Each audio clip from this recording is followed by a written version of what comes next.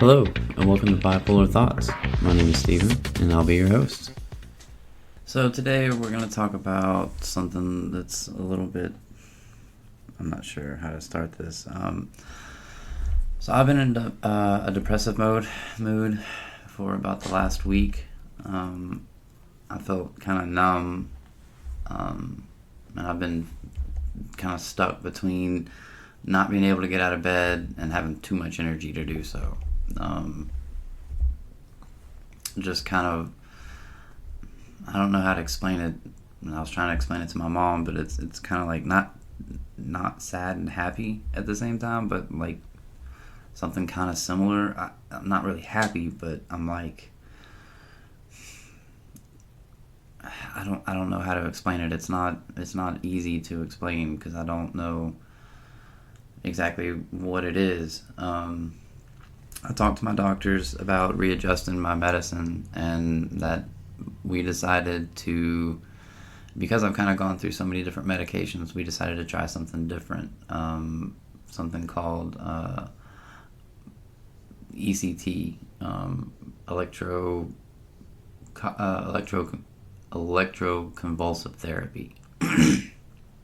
Basically, it's electroshock therapy. I've always been like under the impression that that's only what they give to like really crazy people.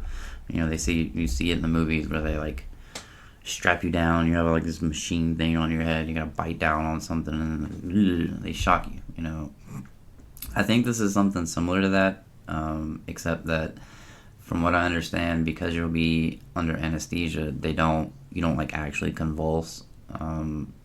But it is electroshock therapy. They are gonna shock my brain, which does have a bunch of side effects, like memory loss. I think is one of them, and I think that's my biggest concern for me because I already have a really bad memory. Part of my ADHD is that my memory is just not there. I can't focus long enough to remember what the fuck was going on right before. Or I'll be so in thought about something that I forget about what the fuck I was talking about. Because it's hard to explain, but it's ADHD. So I am a little worried about the side effects of this therapy. I don't know much about it. I've just found out yesterday that this is something that we're going to do. I started trying to do a little bit of research on it, and I've got some things lined up as far as like I am going to do an episode on this, on ECT and what it is and how, like, the effects of it and all that kind of different things, all that kind of different stuff. Today I really just kind of wanted to talk about the fact that it's used as a treatment mostly in people with depression, like severe depression, or bipolar disorder that haven't responded well to other treatments.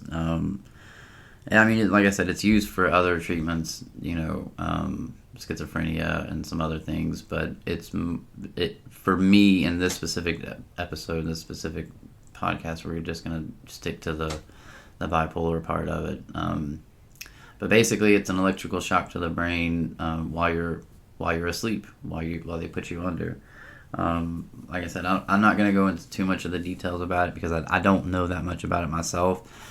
And that's kind of the point of this episode, is to kind of see if there's anybody out there that might have some information about this, like some tips or, some guidance or some help for me or anybody else that might be going through ECT, or might be considering it as an option for therapy.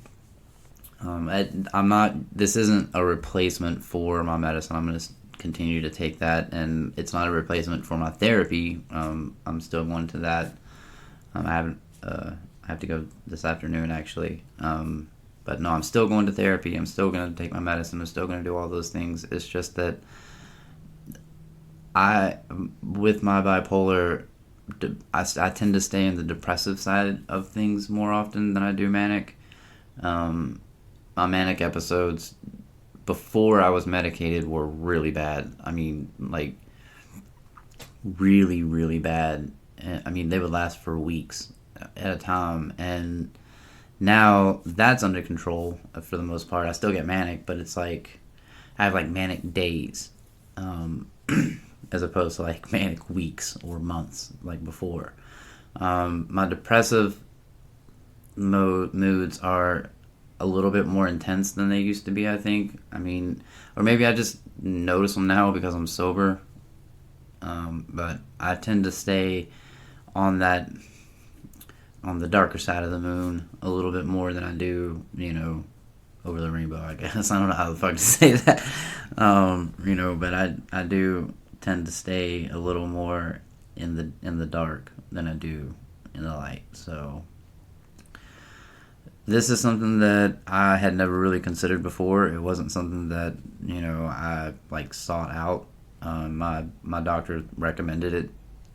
It was between ECT and TMS, TMS is basically, it's electroshock therapy, but it's a little bit more intense. I don't know the real difference between the two. I know that with TMS, you have to do it. It's like 5 days a week. It's real intensive. It's like 5 days a week for like 6 weeks. Whereas with ECT, and with TMS, they don't put you under anesthesia. They just do it and then you go home. With ECT, I think it's a little more intense, and they actually put you under anesthesia, and it's like from what I understand, you can do it like once a month or every couple of weeks, or I don't know. I don't really know how intensive it really is. I'm kind of just going off of the little bit of research that I found, which a lot of the research kind of says the same thing. It's just I haven't really read that much into it. So again, if there's anybody out there that has any kind of guidance or tips or anything that really might kind of, I don't know, help me or help anybody else that might be listening to this, send me an email, leave me a comment. I'd love to hear what your thoughts are, what your experiences were with this. I'd really just like to know what. I'd like to make that connection. I think how this affected you, how you've dealt with it, and if maybe it can help me. I don't know, but just remember that even though for me, even though I live on the dark side of the moon most of the time, I have to remember that I don't have to stay there and sit in the dark alone, and neither do you.